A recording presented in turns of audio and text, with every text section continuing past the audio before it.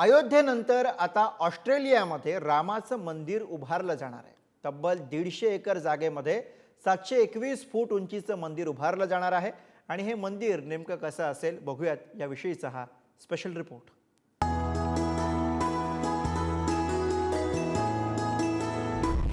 अयोध्येमध्ये राम मंदिरात प्राणप्रतिष्ठा सोहळा झाला। हा सोहळा जोरदार पार पडला असून याची जगभरात चर्चा सुद्धा सुरू आहे। मात्र या पार्श्वभूमीवर आता ऑस्ट्रेलियामधील पर्थ शहरामध्ये सुद्धा लवकरच राम मंदिराचं बांधकाम सुरू होणार आहे। कसं असेल हे ऑस्ट्रेलियामधलं राम मंदिर?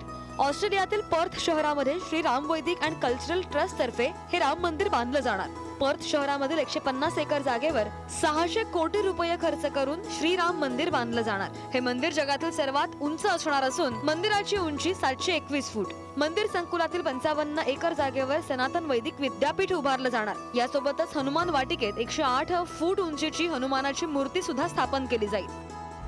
ऑस्ट्रेलियामध्ये जे राम मंदिर उभारलं जाणार आहे याची संकल्पना ही ऑस्ट्रेलियामधलेच आमचे सिनियर कलीग आणि मित्र जे IIT दिल्लीचे PhD आहेत ते तिथे गेल्या 32 वर्षापासून ऑस्ट्रेलियात स्थायिक आहेत। यांनी ते तिथल्या परिवारासमोर मांडली आणि नंतर आमच्याकडे त्यांनी भारतात मांडली।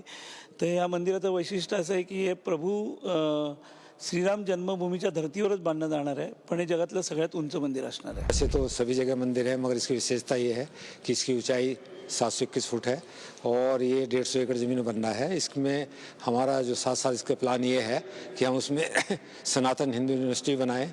उसके बाद 2026 से इसकी कंस्ट्रक्शन स्टार्ट होगी और इसके जो आर्किटेक्ट हैं, जो अयोध्या के CV सोमपुरा और आशीष सोमपुरा आर्किटेक्ट हैं, वही आर्किटेक्ट इस मंदिर के हैं।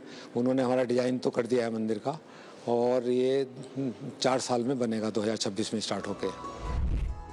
या मंदिर परिसरामध्ये हनुमान वाटिका, सीता वाटिका, जटायू बाग, शबरी वन, जामवंत सदन, नल नील टेक्निकल आणि गुरु वशिष्ठ नॉलेज सेंटर असेल। मंदिर संकुलात एक मेणबत्ती पोच, चित्रकूट वाटिका, पंचवटी वाटिका उद्यान आणि प्रस्तावित रामनिवास हॉटेल सुद्धा बांधलं जाईल। मंदिरामध्ये शिवसप्तसागर नावाचा तलाव बांधण्यात येणार असून यामध्ये भगवान शंकरांची तब्बल 51 फुटांची मूर्ती असणार आहे। मंदिरामध्ये योगा कोर्ट, मेडिटेशन कोर्ट, वेद लर्निंग सेंटर, रिसर्च सेंटर आणि म्युझियम यांसह आध्यात्मिक ठिकाणं सुद्धा असणार आहेत। मंदिरामध्ये तंत्रज्ञान उद्यानासारख्या क्षेत्रासह काही तांत्रिक बाबींचा सुद्धा समावेश असेल आणि आता या भव्य मंदिराकडे सगळ्यांचंच लक्ष लागून राहिलंय।